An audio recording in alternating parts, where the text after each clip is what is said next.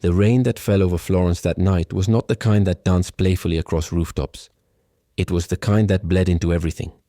It didn't weep, it howled, drenching the city in sheets of water so thick the cobblestone alleys became rivers, and the Arno swelled in a fury that mirrored the storm in Clara Bennett's chest. She had been walking for nearly an hour, not because she didn't know where to go, but because she didn't know what to feel. The world she had built, the plans, the comfort, the trust, had crumbled that morning with the swipe of a phone screen. One message, one photo, one confirmation that the man she had loved for 4 years was not the man she thought she knew. Now, her heels clacked unevenly against the wet stones as she crossed Piazza della Repubblica, the lights blurred by rain and grief. Her hair was plastered to her face, her navy trench coat clinging to her body like second skin. A taxi honked behind her, then swerved away when she didn't turn. She didn't even look. She didn't care that her suitcase was left unopened in her hotel room, that her phone was dying in her pocket, that she hadn't eaten since breakfast. All she knew was that she needed to escape herself, and in a city of centuries-old beauty and whispered romance, she still felt more alone than ever. The Gran Vita Hotel emerged through the rain like a mirage. Warm lights behind glass, the golden glow of chandeliers reflecting off polished marble floors. She pushed through the revolving doors with trembling fingers, and the heat inside met her like a contradiction, soft but startling. It smelled of lilies and aged wood and something subtle, like privilege. She crossed the lobby toward the bar, brushing off the concierge's greeting. Her wet shoes squeaked against the floor. People turned. She didn't notice. The bar was dim, intimate. Old jazz trickled from overhead speakers. She climbed onto a high stool near the far end, pulled off her soaked coat and signaled for a drink. With a flick of her fingers, silent, controlled, desperate. The bartender, a soft-spoken Italian man in a white vest and tie, gave her a once-over but said nothing.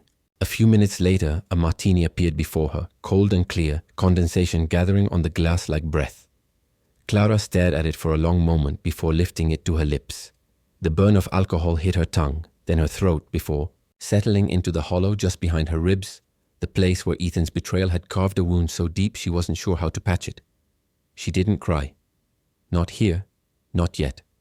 Instead, she drank in slow, deliberate sips, watching the olive roll lazily inside the glass like it too was trying to find its center. The lights behind the bar reflected in the mirror, rows of bottles gleaming like little trophies for battles fought and lost. At some point, she heard laughter to her right. 2 couples speaking English with clipped mid-Atlantic accents, dressed in the kind of effortless luxury that money breathes. One woman gave Clara a curious glance. Clara turned away. She wasn't ashamed of how she looked. Wet hair, swollen eyes, mascara smudged into bruises beneath them. No, she just didn't have the strength to be seen. Another drink arrived. She didn't remember asking. She turned slightly, reaching into her purse to look for her keycard. Her fingers fumbled, numb from cold and vodka. Her head was light, but her chest was heavy. That's when she saw it, a sleek plastic card on the bar beside her, dark blue with gold lettering. Presidential Suite. 501. It hadn't been there moments ago. She blinked. A man had brushed past her earlier, tall, in a charcoal coat.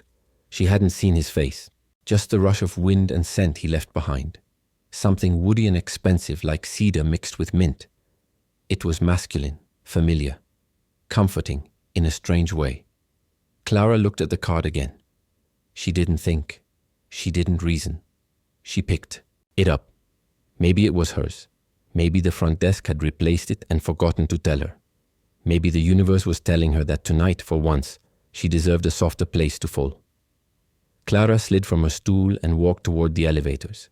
She didn't notice the concierge glance up as she passed.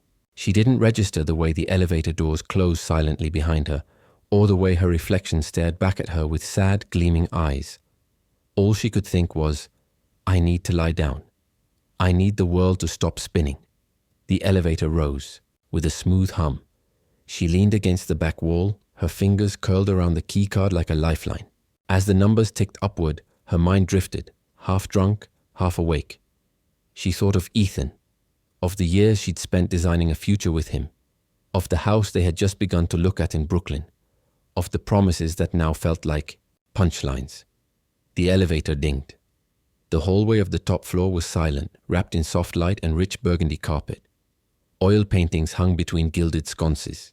Clara stepped out, swaying slightly, and found the door with the matching number. She swiped the card. The lock clicked. She entered. The room was a dream. A grand open suite with high ceilings, cream drapes, black leather furniture, and a king-sized bed dressed in white silk sheets. The air smelled faintly of something warm and smoky, like a fireplace after rain. Clara stepped out of her shoes and let them fall where they may. She shrugged off her coat, which hit the floor with a whisper. She didn't notice the light in the bathroom spilling out softly. She didn't hear the shower running behind the frosted glass. She was too focused on the bed, on its impossible softness, on the ache in her bones. She walked toward it slowly, as if it might vanish. She had just sat on the edge when the bathroom door opened. A man stepped out. He was tall, broad-shouldered, wearing only a dark navy bathrobe. His hair was damp, slicked back, his face angular, severe, like it had been carved from stone under pressure. He froze. So did she. They stared at each other, two strangers separated by 10 feet and a single heartbeat.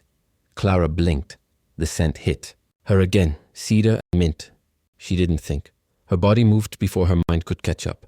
She crossed the space between them, stumbling slightly, and before he could speak, she wrapped her arms around him, pressing her face against his chest. "Why did you leave me?" she sobbed. He stiffened. "I don't understand," she choked. "I gave everything." "What did I do wrong?" Her words came out like a broken record, skipping and scratching over memories. She wasn't fully here, she wasn't fully gone. She was somewhere in between past and present, between grief and comfort, between a man she'd lost and the one standing in his place. The man didn't speak. He didn't move. Then gently, carefully, he placed his hands on her shoulders and tried to peel her off him. "You've got the wrong person," he said, voice low but firm. But Clara clung harder, crying now, soft and urgent, like her pain had found a place to land. Her tears soaked through the robe. Her body trembled against his. The man looked at the phone on the table, then back at her. She wasn't dangerous, just broken. He sighed. Then he guided her gently to the bed, laying her down like something fragile. Clara curled up instantly, whispering something he couldn't hear. And then she slept. The man stood over her for a moment longer, then turned away. He returned to the sofa and sat in silence, hands folded behind his head. The rain still fell outside. The wind whispered against the glass. In the darkness of Suite 501, Julian Hart watched a stranger breathe in sleep and wondered, not why she had walked into his room, but why he had let her stay. Clara awoke to silence. It was the kind of silence that carried weight, not peace.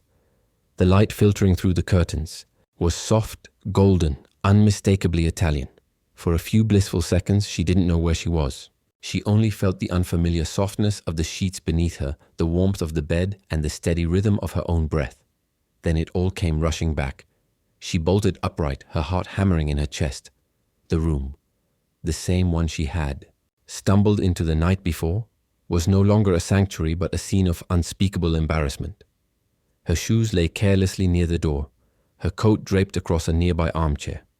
And she was still in her navy blue dress, crumpled and stained with sleep and rain. But there was something else. The room was empty. No sign of the man whose chest she had cried against. No sign of shouting or consequences. Just a quiet suite that looked entirely untouched, save for the outline her body had made on the bed. Clara turned her head slowly and saw it. A note. Her own handwriting scrawled hurriedly on hotel stationery. "I'm sorry. I didn't mean to intrude. Thank you for not throwing me out." She couldn't remember writing it, but the words felt like hers. Desperate. Ashamed. She swung her legs off the bed, found her bag, and slipped out as quietly as she had come in. Downstairs, Florence had dried slightly, though puddles still glittered in the morning light. She kept her head down as she crossed the lobby, aware of every rustle of her coat, every click of her shoes. She felt like a thief fleeing the scene of a personal crime. By the time she returned to her actual room on a far less glamorous floor of the hotel, her phone buzzed with a reminder. 10 pases im interview, Hart Lux headquarters. Her heart sank. She had nearly forgotten. Just a week ago, she'd submitted her portfolio to Hart Lux International on a whim, spurred by a desire to start over somewhere that didn't smell like betrayal, when she'd received the invitation to interview for an open design position. At their Florence division, it had felt like a lifeline. Now, after last night, it felt like a joke. Still, she wasn't about to let one mortifying mistake derail her future. Again. An hour later, Clara stood before a sleek glass building nestled along the Arno River. The headquarters of Heart Lux Florence was all angles and light, cool modernism set against the age-worn charm of the city around it. Inside, the air was crisp and scented faintly with bergamot and leather. The receptionist greeted her with practiced warmth and led her to the 5th floor conference room. Clara checked her reflection in the elevator's mirrored walls. Her hair was neatly pulled back into a bun. Her blouse was crisp, her slacks pressed. The exhaustion behind her eyes had been dulled by concealer, though nothing could disguise the shadow of what she had endured the past 2 days. She told herself. This was a chance, one she wouldn't waste. The assistant who met her was tall, elegant, and British accented. Her name was Naomi, and she had the composed energy of someone who could run a war room and not spill her tea. She offered Clara a warm smile as they walked down the corridor lined with framed architectural sketches and model renderings. "You'll be presenting to the lead team," Naomi said. "The CEO sits in occasionally." Clara nodded, her pulse steady. She wasn't here to be nervous. She was here to survive. Naomi opened the door to a large glass-walled room. Inside sat 2 men and a woman, all impeccably dressed and focused on the materials before them. Then the 3rd man entered. Clara's lungs refused to cooperate. He wore a tailored charcoal suit, no tie, shirt collar open. His hair was combed back, and though his expression was composed, something flickered in his eyes when he saw her. It was him. Julian Hart. She felt the blood drain from her face, but she didn't move, didn't flinch. She forced her chin up and walked to the front of the room as if nothing had ever happened, as if she hadn't sobbed into that man's chest just hours earlier. Julian took his seat at the head of the table, flipping open a leather portfolio. "Miss Clara Bennett," Naomi said, introducing her to the panel. "Candidate for the interior design position for the presidential suite renovation project." The irony nearly made Clara laugh. She cleared her throat. "Good morning," she began, voice smooth despite the chaos beneath. "Thank you for the opportunity." She launched into her presentation, unfolding her design philosophy, spaces that breathe, that hold memory, that make people feel. She showed renderings that merged modern comfort with timeless elegance. Her tone was calm, confident, practiced, but her hands clutched the edge of her folder to keep them from shaking. She didn't look at Julian, not directly, but she felt him. His attention was unwavering, cold perhaps, but not indifferent, like he was seeing something he didn't expect. When she finished, the room was quiet. The woman from the panel asked a question about her material choices. One man wanted clarity on budget optimization. Julian said nothing. Then Naomi spoke. "That was thorough, Miss Bennett." "Thank you." Clara nodded. "I appreciate your time." She turned to leave, her heart slamming against her ribs when Julian's voice cut through the air. "One question." She turned slowly. He didn't smile, but his eyes sparked with something close to amusement. "Do you often find yourself in the wrong rooms?" The air seemed to freeze. The panel exchanged glances. Naomi raised an eyebrow. Clara's face flushed, but she didn't falter. "Only when the world spins a little too fast," she replied coolly. "But I find my way eventually." Julian's mouth twitched just slightly. "That's good," he said. "We value adaptability." Clara walked out of the room without looking back. She didn't know if she would be hired. She didn't know if she should hope. But she knew one thing as she stepped into the Florentine sun. She hadn't crumbled, not this time, and for now that was enough. Clara sat alone at the edge of the massive bed in her modest hotel room, staring at the email that had just landed in her inbox. It came from Naomi, concise and efficient, like everything the woman did. Subject: "Welcome to the Florence Presidential Suite Design Project." Message: "Congratulations, Clara. You've been selected for the lead designer role. Report Monday, 8 a.m. To site location." Clara blinked at the screen. The relief that should have surged through her never came. Instead, her fingers hovered motionless above the keyboard as a wave of conflicting thoughts overtook her. She had the job, the one she almost didn't apply for, the one she nearly ruined by stepping into the CEO's suite like a deranged romantic cliché. And now she was being assigned to renovate the very room that had become the origin of her unintended entrance into Julian Hart's life. Suite 501. The presidential suite. Her chest tightened. It didn't feel like fate. It felt like a test. And if it was, she didn't yet know whether she had passed or if the results were still hanging in Julian's judgmental silence. The first day on site was quiet. Too quiet. The suite had been stripped bare. The grand bed, the gilded mirrors, the marble coffee tables, all removed. What remained was a canvas of possibility and memory. One Clara could not separate from the night that had fractured her sense of self. She brought out her tools and began to map the space. Angles, sightlines, the fall of natural light through, the wide arched windows. She taped sketches to the walls, reviewed her initial palette. Creams, deep sapphire blues, muted golds. Her design leaned toward understated opulence, a kind of elegance that whispered rather than shouted. By late morning, she was alone in the suite, crouched by the window, testing fabric swatches against the sunlight, when she heard the door open. Behind her. She didn't need to turn around to know who it was. Julian Hart had a presence that entered a room before he did. It wasn't his height, though he was tall. It wasn't just his voice, though it had the quiet authority of someone used to being listened to. It was something else, an energy, focused and unmistakable. She could feel it humming behind her. She didn't rise. He said nothing for a while. She heard him walking slowly through the space, the soft thud of his shoes over polished wood. Why? That corner for the chaise? He finally asked. She turned. He stood by the fireplace, hands in his pockets, not looking at her, but at the ceiling as though mentally measuring the dimensions. Because, she replied, the light in the afternoon falls directly across it. It softens the edges of the room. He met her gaze. You don't like harshness.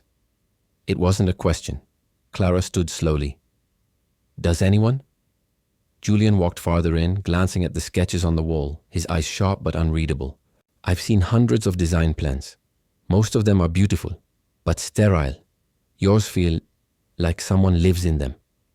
Clara hesitated. That's the goal. Even luxury should feel lived in. If it intimidates people into stillness, it's a museum, not a room. He nodded once. She couldn't read his expression. It wasn't approval. It wasn't quite challenge either. It was something she hadn't yet named. A silent acknowledgement that she was standing on shifting ground and had chosen not to fall. Over the next week, Julian became a frequent presence on site. At first, his visits were formal, clinical. He would stop by, offer a few curt comments, and leave before Clara could gather what his motives were. But then the rhythm shifted. His visits became less predictable. Some days he would linger as she worked, occasionally offering questions that weren't about decor at all. Why Florence? He asked once, leaning against the doorway watching. Her trace a lighting diagram. She didn't look up. Because I needed to leave New York. I needed to leave pieces of my old life behind. What pieces? She raised her eyes. The ones that stopped feeling like mine. There was something oddly intimate about those moments, as if they were each testing the shape of the other in silence. They never talked about the night in the suite. It hung in the air between them. An unspoken memory neither seemed ready to dissect. One afternoon, Julian walked in holding 2 coffee cups. Clara stared. Am I hallucinating, or is that for me? He held it out without a word. She took it, wary. What's the catch? No. Catch, he said. Designers run on caffeine. Or so Naomi keeps telling me. She smiled despite herself. I run on spite and almond milk. Efficient, he replied, almost smiling. They stood there sipping in silence. It wasn't comfortable, not quite, but it wasn't tense either. It felt like something tentative, fragile, forming between the cracks of their defenses. Later that evening, Clara stayed late. She was sketching molding details for the bed frame when she heard the door creak open again. She didn't need to guess. She kept drawing, waiting. You work late, Julian's voice murmured from the shadows. You assign impossible projects, she said without turning. It's a cause-effect thing. When he didn't respond, she finally looked over her shoulder. He was leaning against the wall, arms crossed, watching her. I assigned this to you because I thought you'd walk away, he said softly. Clara blinked. You what? I thought it would be too much. Too personal. Too close to. What happened? She stood up slowly, her voice careful. Then why give it to me at all? Julian stepped closer, but not enough to breach the space between them. Because if you stayed, it meant you were stronger than the moment. And I needed to know. Clara stared at him, stunned into stillness. There were 1,000 things she could have said, but none of them would have captured the storm behind her ribcage. So she whispered, And now that I stayed? Julian didn't answer. not with words. He just looked at her with that same unreadable expression, then turned and walked out. That night, Clara lay awake in her room, the sketch of the new suite blueprint resting on the nightstand. Her heart beat too loudly. Her mind raced too fast. Julian. Hart was not just her employer. He wasn't even just the man she had mistakenly collapsed into. He was becoming something else entirely, an echo of possibility, one that scared her more than failure. And yet she knew something now that she hadn't known before. She had stayed, and he had noticed. That was no accident. It was a spark neither of them could deny for much longer. Clara had never believed in stillness, not the kind that came from silence or routine, but the kind that settled inside a person, like peace taking root in a storm. She wasn't sure if she believed in it even now, but something had changed since Julian Hart began lingering longer during her hours at the suite. His footsteps were becoming a familiar sound, his silence oddly less intimidating. The man whose presence once knocked the air out of her now simply complicated it. There was no defining moment, no dramatic shift or confessional spark, but rather a subtle accumulation of glances, near encounters, and unfinished thoughts left hanging in the spaces between them. Julian didn't flirt. He didn't cross lines. But there was something in the way he observed her work now, with quiet focus and a restraint that made Clara more aware of her own breathing whenever he was near. One Thursday afternoon, a power outage struck the site. It was brief, but long enough to delay all construction activity and send the crew home early. Clara stayed behind, frustrated by the interruption and unwilling to let go of a day that had already frayed her patience. She remained in the suite, sketching by natural light from the long windows. She was crouched by the far wall, reworking a custom shelving design, when she heard the door open behind her. She didn't need to turn to know who it was. "I'm beginning to wonder if you sleep here," Julian said, his voice carrying that restrained amusement he rarely allowed himself. Clara stood and brushed her hands down the front of her trousers. "Power outage. Everyone's gone. I didn't see the point in leaving just because the lights did." Julian approached, glancing at the plans pinned to the wall. "You don't like unfinished work, do you?" "I don't like wasted time," she replied. "There's a difference." He looked at her then, not the way one looks at a colleague, but as someone trying to trace the contours of another soul without touching it. "What are you running from, Clara?" The question startled her, not because he asked it, but because of how gently he did. She didn't answer right away. Instead, she crossed the room and opened one of the tall windows. A soft breeze drifted in, carrying the faint scent of the Arno and the nearby leather markets. She leaned against the frame, letting the wind play with the ends of her hair. "Maybe I'm not running," she said finally. "Maybe I'm just refusing to sit still in the wrong life." Julian remained quiet. His silence wasn't empty. It was curious, weighty. "Was New York the wrong life?" he asked. Clara hesitated. "Parts of it. I thought I had everything figured out, career, relationship, future, but I was building on quicksand. It just took me too long to realize it." He nodded slightly as if her words resonated more than she knew. Then he took a step closer, not enough to invade her space, but enough to change the energy between them. "You're not what I expected when I saw your file," he said. She turned toward him. "And what did you expect?" "A talent that would be difficult to manage," he replied. "I didn't expect someone who would make me rethink what this suite could be, what this space might actually mean." Clara's breath caught slightly. "Wasn't talking about blueprints anymore." "You don't let people in easily," she said, meeting his eyes. "Not really." Julian's jaw tightened faintly, but he didn't look away. "When you've built everything from the ground up, you learn to protect the structure, even from sentiment." Clara took a small step toward him. "And do you think sentiment weakens the foundation?" He studied her for a long moment, and in that look was something deeper than admiration, something fragile and raw. "No," he said quietly, "but it changes the design." The moment hung between them, heavy and electric. Then, as if the gravity of the exchange startled them both, Julian stepped back, breaking the charge in the air. "You should take the rest of the afternoon off," he said. "There's a cafe on Via Torta that makes the best lemon tarts in Florence. Tell them you're with Hart Lux. They'll give you the good ones." Clara's lips curled, not into a full smile, but something close. "You offering unsolicited pastry recommendations now?" "Occasionally," he replied. "When I think someone needs to remember that life has sweetness in it too." She didn't thank him. Not aloud. But when she left the suite later that day, she went straight to the cafe he mentioned. The lemon tart was, in fact, extraordinary. And she ate it slowly, alone, staring at the cobblestone street and wondering how a man like Julian Hart could offer such small kindnesses while guarding so much of himself. That weekend, the suite transformed. Custom furnishings arrived, the velvet chaise was delivered, and light fixtures were installed that cast a soft golden glow across the walls. Clara had chosen. Julian visited twice that Saturday, once in the morning and again at dusk. He didn't stay long either time, but his presence was quieter now, less supervisory. That Sunday, Clara returned early to review final staging details. The staff had cleared out for the day. She moved from corner to corner of the suite, making notes, adjusting curtain lengths, smoothing linens. She had just adjusted the last throw pillow when she heard a familiar knock. She opened the door to find Julian standing.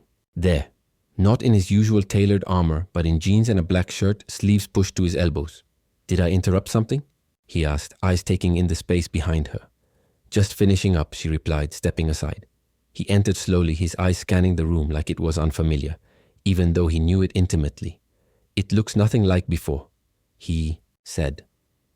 "No," Clara agreed, "but it still remembers." Julian turned to her. "What do you mean?" She gestured to the alcove near the window where she'd chosen to place a single chair facing the skyline. "I didn't erase the energy. Here, I reshaped it. A space should hold its history. It should evolve with it. That's the only way it becomes more than decoration." Julian nodded. "That's exactly what I wanted, even if I didn't know how to ask for it." They stood in silence again, but this time it wasn't awkward. It was reverent, like they were both standing at the altar of something neither had words for. Finally, Clara spoke. "Why me, Julian?" He looked at her. Really looked. "Because you walked into the wrong room," he said, voice barely above a whisper. And somehow, everything after that started to feel like the right one. Clara's breath stilled. He didn't touch her. Didn't move closer. But the space between them vibrated with something neither of them dared name. When he left that night, he paused in the doorway and looked back. "You changed more than this room, Clara." And then he was gone. Clara stood alone in the suite, her heart thudding, not from fear or confusion, but from something deeper, something she had been trying not to hope for. In that space, once foreign and filled with ghosts, she now saw possibility, not just in the architecture, not just in the design, but in a man who was finally starting to open a door neither of them had known existed. Clara had always known when something was ending. The air would shift slightly, conversations would grow shorter, even light seemed to behave differently, as though the world itself conspired to prepare her for change. Now, as she stood in the completed Florence suite, her hands brushing the edge of the finished velvet settee, her reflection catching in the perfectly polished gold-framed mirror, she knew something had reached its final form, but the ache in her chest didn't feel like satisfaction. It felt like something unsaid. The suite looked exquisite. It breathed harmony and grace, every texture and curve a reflection of long hours, painstaking revisions, an instinct honed by both skill and emotion. It no longer reminded her of that accidental night, the night she'd stumbled into Julian Hart's world. It no longer felt like a wound. It felt like a memory transformed. And that terrified her. The project that had tethered her to Julian, the one excuse she had to see him nearly every day, was coming to a close. There would be no reason to share coffee anymore, no blueprint revisions, no casual notes scrawled in the margins with his initials. The orbit they had been circling together was disbanding, and she didn't know where to stand anymore. Julian hadn't said much that week. He had reviewed the final staging, offered a few precise compliments. Impeccable placement. "The light falls beautifully across this wall. You were right about the walnut finish." But his tone had changed. Not colder, not distant, just careful. As though he sensed, too, that they were at the edge of something fragile. That evening, Clara returned to her hotel room and found a message at the front desk. Handwritten. Minimal. Dinner. No agenda. Just time. She didn't decide immediately. She paced the room twice, took a shower, brushed her hair out twice as long as usual. The invitation wasn't demanding, and that made it more disarming. Julian Hart never played games.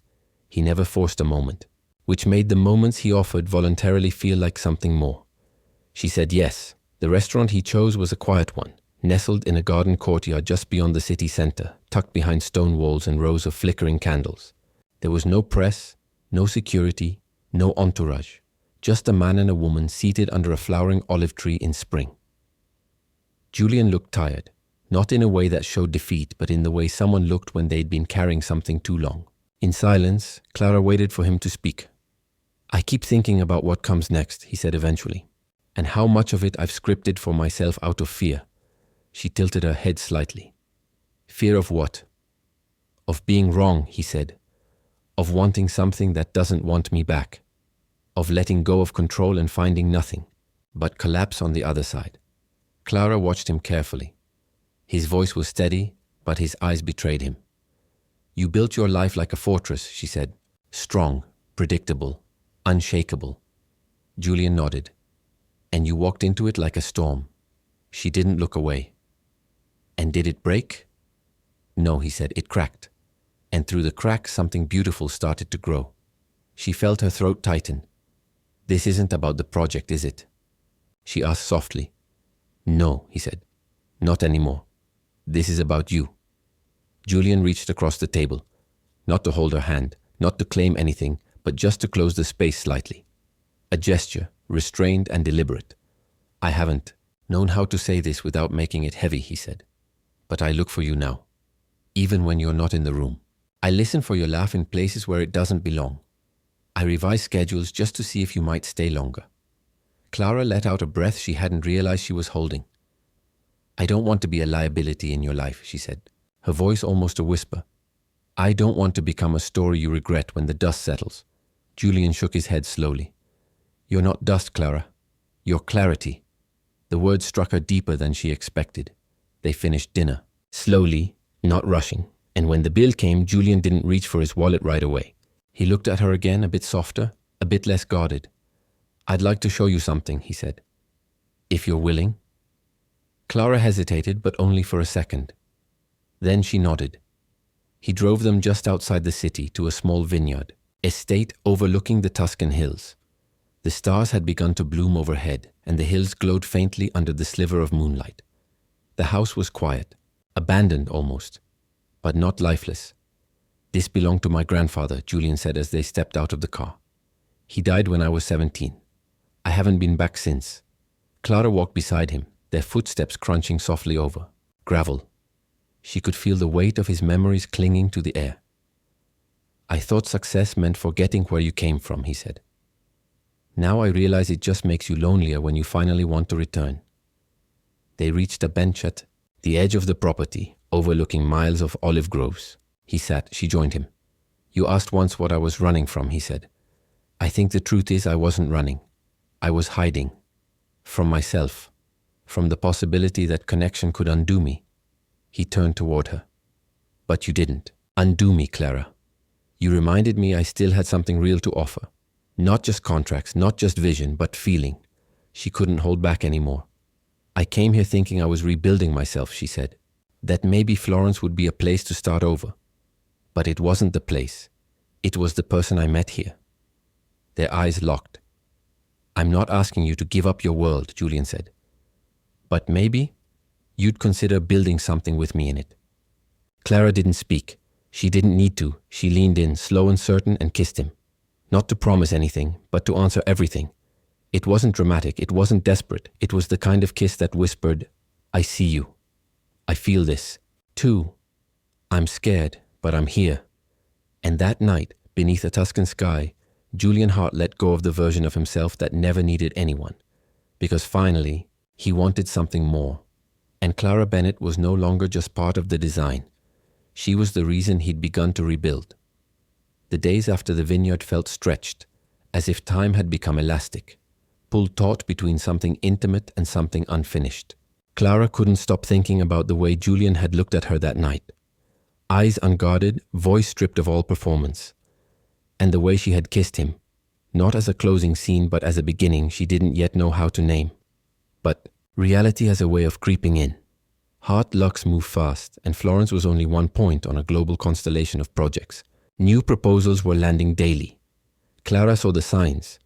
Julian was spending more time on calls, his name reappearing in articles about acquisitions in Dubai, Sao Paulo, and Hong Kong. The orbit they had carved out for each other was no longer a private, protected one. The world was intruding. They didn't talk about the kiss, not directly. They continued working with a rhythm that bordered on choreography. He entered the suite when she was already reviewing fabric swatches. She brought updates to his office and lingered just a moment longer than she needed to. He handed her an espresso one morning with an almost imperceptible smile, and she held his gaze 2 beats longer than was professional. But beneath the quiet, something unspoken had shifted. Clara had always been good at compartmentalizing. Her past had demanded it. Love for her had always come at the cost of something else: ambition, self-respect, stability.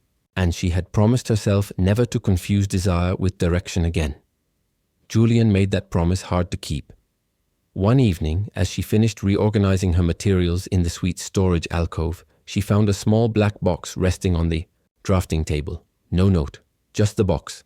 Inside was a brass key. She stared at it for a long moment, her heart thudding with quiet panic. Later that evening, her phone lit up with a message from Julian. "To the villa. Tomorrow. I'll be there. Come. Only if it feels like yours too." She didn't respond. She didn't sleep either. The next morning, Clara walked the city for nearly 2 hours. Past the Ponte Vecchio, through Santa Croce, under stone archways that had stood longer than most human promises.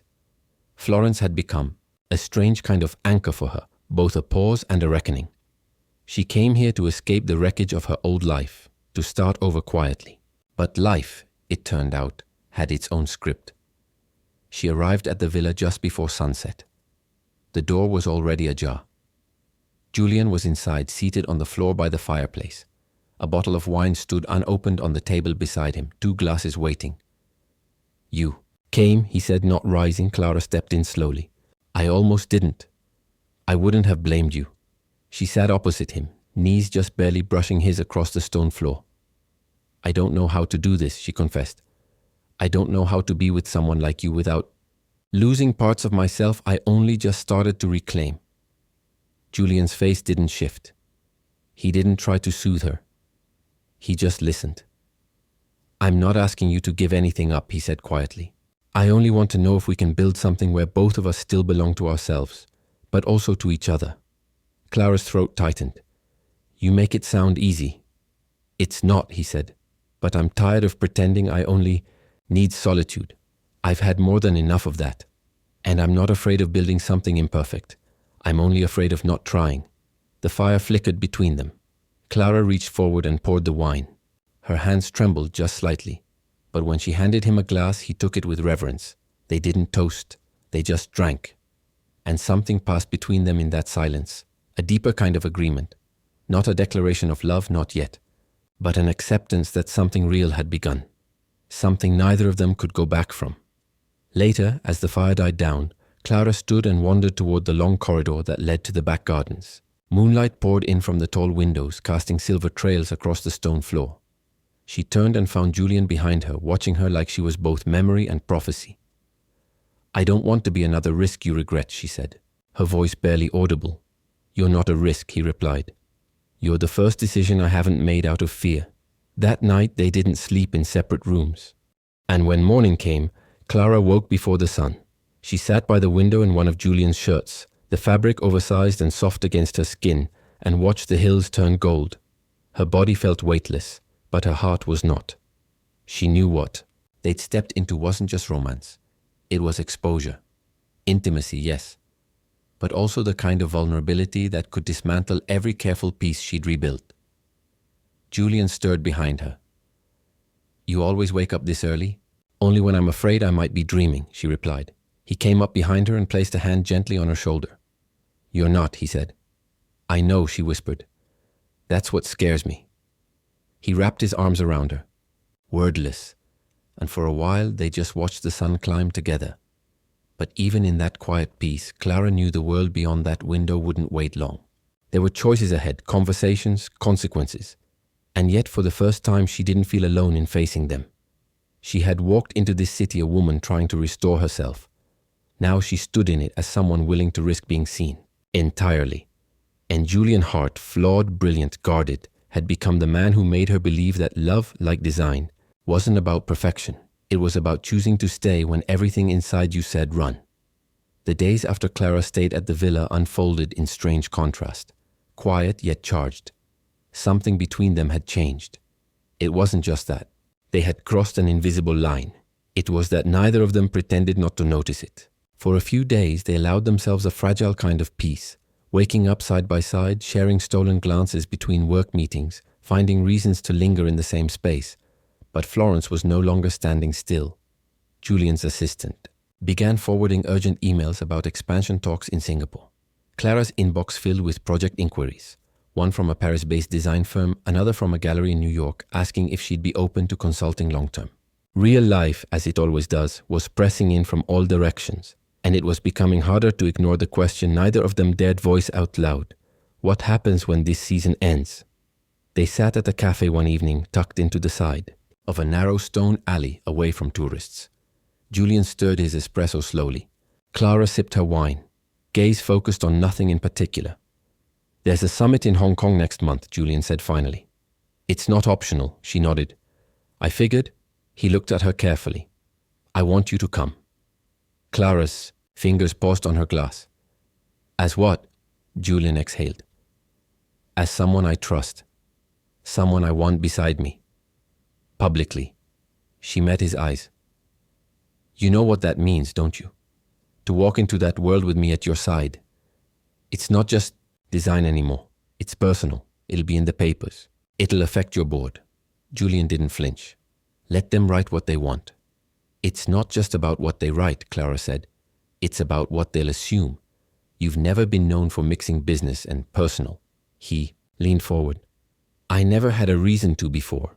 Clara looked away. And what about me? If I'm introduced like that, do I lose the right to be seen for my work? Or do I just become the woman in your shadow? Julian was quiet. His face softened in that rare quiet way she'd learned meant he was thinking deeply. About her. About them. About the weight of what he wanted and what it could cost her. I don't want you in my shadow, he said. I want to stand in yours when the light hits you first. The words caught her completely off guard. But even then she hesitated. Not because she didn't want to be with him, but because she had spent so long building something that was hers. She had clawed her way back from self-doubt, from heartbreak, from starting over in a foreign city. And now she was being asked to step into something bigger than emotion. She was being asked to risk her name again. For love. That night, Clara didn't return to the villa. She walked the length of the river alone, the city glowing gold under the late spring sky. Memories rushed in. Her first days in Florence. The way Julian had looked at her when she was just a stranger with paint chips and uncertainty.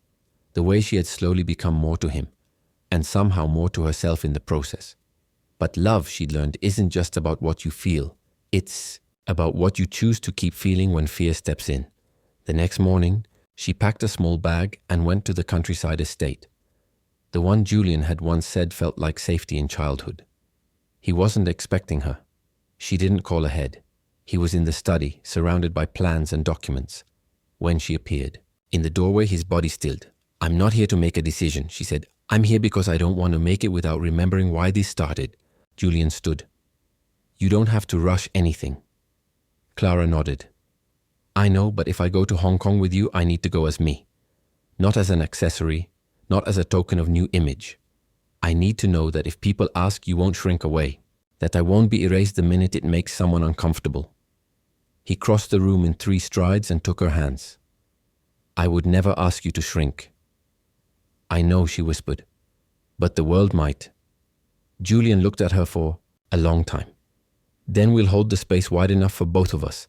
No shrinking, no folding. They stayed at the estate for 2 days. There were no meetings, no announcements, no distractions, just them. They walked the overgrown vineyard, in bare feet. They cooked together poorly. They danced without music in the foyer.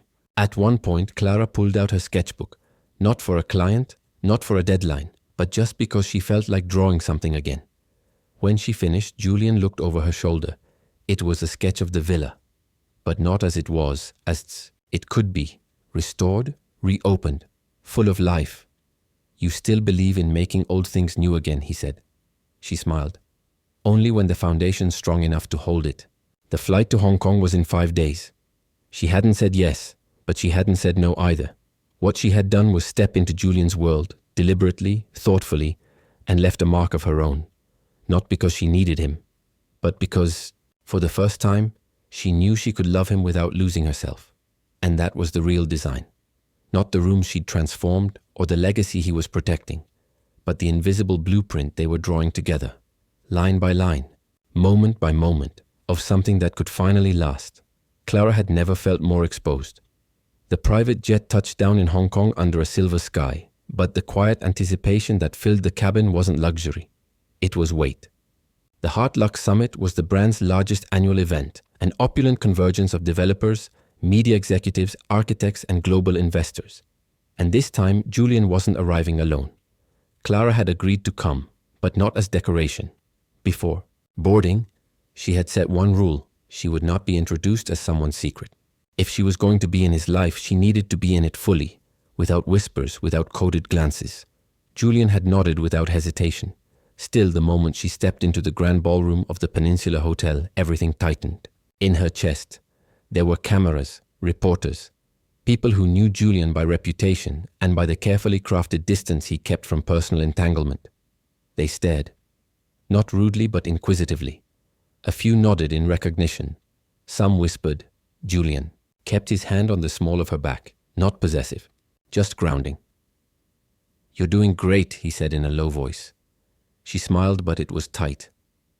"You always look like this in a storm?" He smirked. "Only when you're next to me in it." The summit opened with a press conference. Julian took the stage, calm and composed, delivering updates on the firm's expansion into Southeast Asia. He spoke about sustainability, legacy, and reinvention. He owned the room effortlessly. But what Clara noticed most was the way his eyes sought her in the crowd as he spoke, like he needed her presence to stay steady. When the Q&A began, the inevitable question came.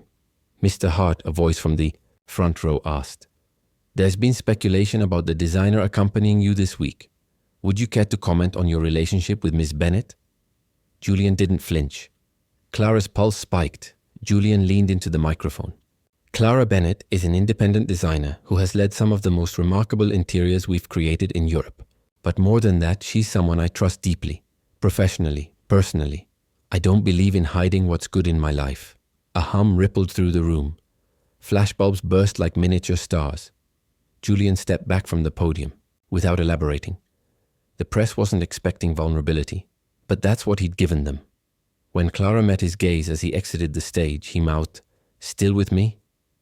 She nodded. But later that night, as they stood by the window, in their suite overlooking Victoria Harbour, lit in gold and neon, the moment settled differently in her chest. Not with fear, but with weight. "You didn't have to say all that," she said. "Yes," Julian replied, his voice quiet. "I did." She turned to him. "Do you know what happens next? What they'll say? The board, the investors, the world." He stepped closer. "They'll say what they always say, until we show them something else." Clara looked away. "I want to believe that. I do. But I'm not just scared for you, Julian. I'm scared for me." He reached for her hand. "Then let's be scared together. But don't you dare disappear." The next few days blurred in a flurry of meetings, interviews, and gala events. Clara was invited to speak on a panel, an unplanned opportunity engineered, she suspected, by Julian's subtle influence but presented as merit. She spoke about modern heritage design, about preserving stories in spaces.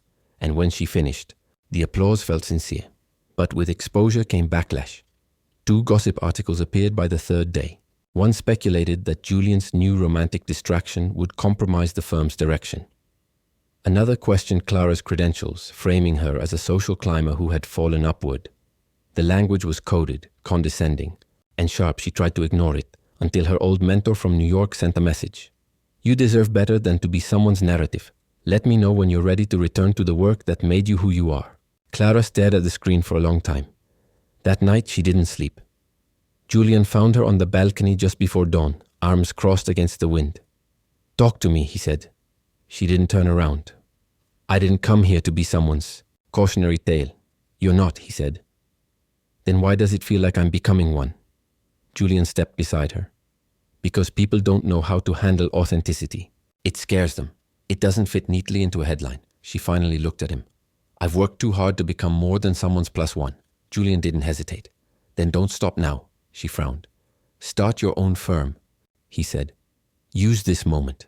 Make it louder than their lies. You don't need my name to validate yours. Her heart thudded.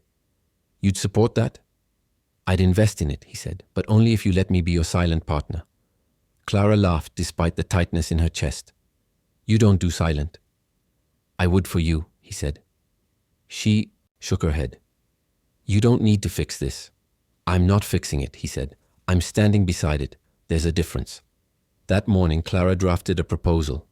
Not to Julian, to herself. A boutique design collective, focused on heritage restoration with modern integration. Her vision, her name, her voice. By afternoon, she had 3 meetings scheduled with potential collaborators. 2 in Asia, 1 in Paris. The world had opened in an unexpected way. Not through Julian's shadow, but beside his light. On the final night of the summit, Julian took her hand as they walked into the gala. The lights were bright, the cameras clicked, but this time Clara walked without flinching, because this wasn't the ending of her story. It was the redesign of everything she once believed she couldn't have, and it had only just begun. The silence in the Florence villa was not the absence of sound. It was a fullness, a stillness that spoke volumes. Clara stood by the long-arched window of the restored estate, overlooking the olive groves that shimmered in the late afternoon sun. The land was quiet, but her heart was not. Everything had changed, and none of it felt like loss. Julian was in the courtyard, speaking to the construction crew about the final phase of the vineyard restoration. She watched him from a distance. Tall, focused, sleeves rolled up, laughter just visible in the curve of his shoulders. He looked different here.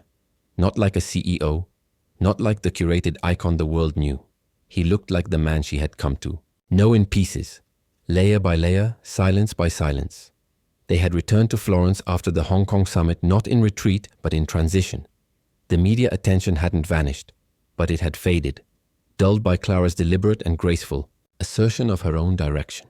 She had launched her design studio just weeks after the summit, and though it was small, just her and 2 collaborators, its first commission came not from one of Julian's connections, but from an Italian art gallery that had followed her. Panel appearance, that meant something. It meant she had not been swallowed. Julian had stayed close, but not overbearing.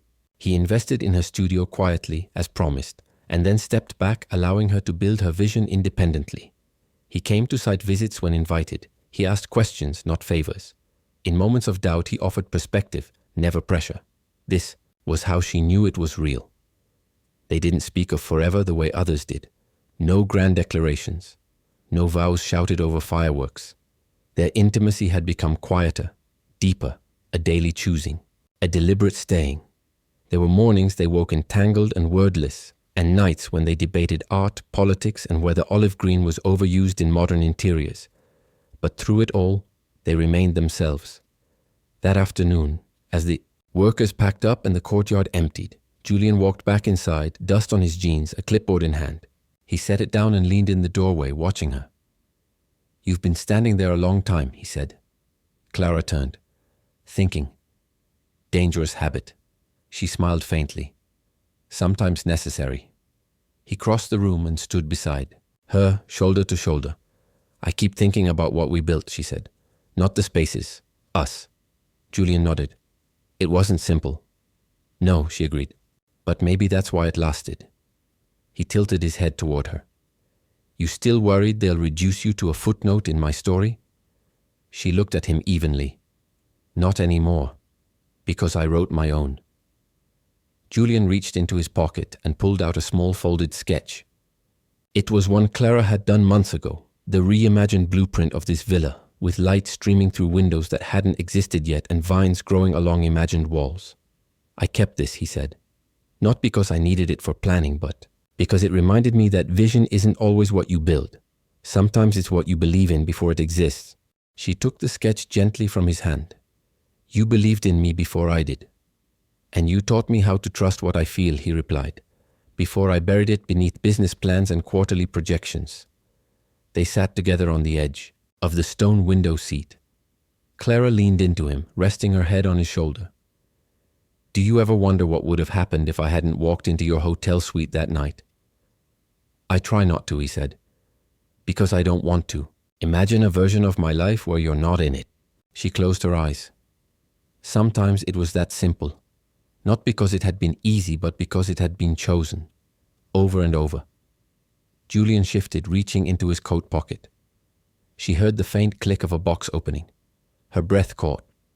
But when she looked down, what she saw wasn't a diamond ring. It was a gold key, the same shape and size as the one he had once left for her. I'm giving you the deed, he said, to the villa. I want it to be yours, officially. You rebuilt it, you gave it purpose again. It was never just a piece of my past. It's the start of something you brought back to life. Clara was stunned. Julian, I can't. You can, he said firmly but gently. Because this, us, was never about ownership. It was about building something worth belonging to, together. She took the key. It felt warm in her palm, like it had been waiting for her all along.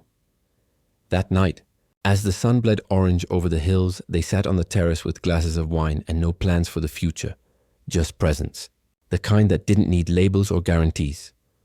Clara looked out over the land, the rows of vines, the lanterns that now hung from restored archways, and for the first time in years she didn't feel like she was waiting for the next thing to go wrong. She felt held by herself, by the life she had chosen, by the man who had not saved her but seen her. Julian reached for her hand. I used to think love was a risk, he said. Now I think the real risk is living without it. Clara didn't answer right away. She looked at their hands, then back out at the darkening sky. No, she said finally. The real risk is settling for anything less than what makes you come alive. He smiled. They stayed there until the stars came. No headlines, no expectations. Just two people who had learned how to stand beside each other and still stand tall alone. That was their love story, unwritten by the world, but carved into everything they touched.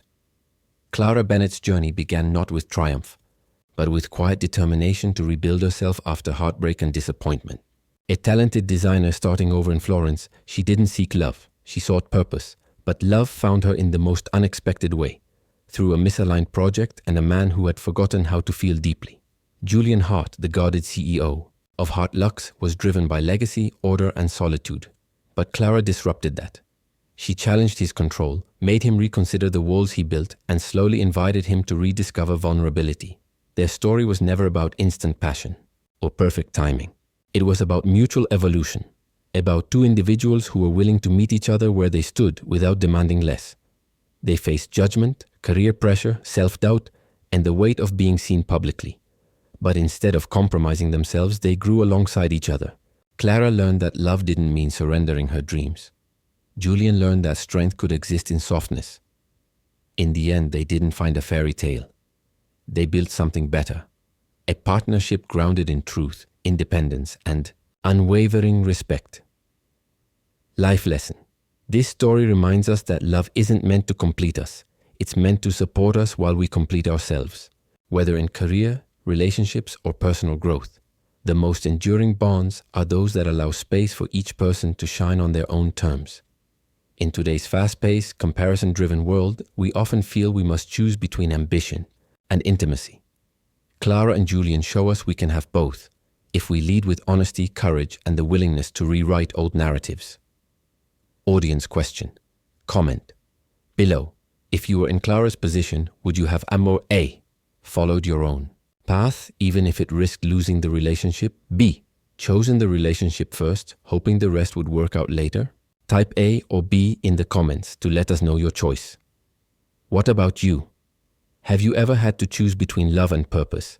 How did you handle it? Drop your experience in the comments so others can learn and relate. Don't forget to subscribe to our channel if you enjoyed this story. Your support helps us bring you more meaningful and inspiring narratives. See you in the next one.